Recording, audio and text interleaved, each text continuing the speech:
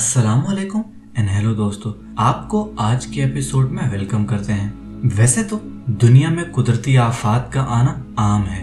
कहा जाता है जिस कौम के दिल में खुदा का खौफ निकल जाता है और वो गुमराही के रास्ते पर निकल जाते हैं, अल्लाह ताला उन्हें अपने वजूद का यकीनन जरूर एहसास दिलाते हैं। आपने चंद साल पहले जापान में आने वाले सुनामी, नेपाल में आने वाले ज़लज़ले और दुनिया में इसी तरह के दूसरे कुदरती आफात के बारे में जरूर सुना होगा। आज हम आपको इराक में आने वाले एक मिट्टी के तूफान के बारे में बताएंगे, जो कुछ दिन पहले ही वहाँ के एक शहर मोसाल में आया है।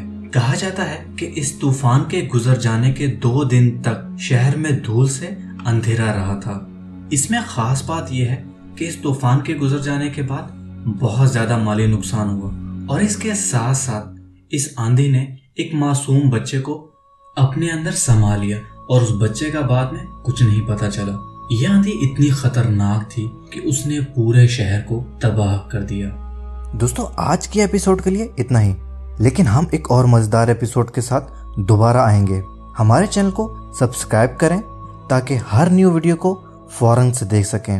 और ये वीडियो अगर पसंद आए तो लाइक करें, कमेंट करें और अपने दोस्तों से ज़रूर शेयर करें। मिलते हैं अगले एपिसोड में।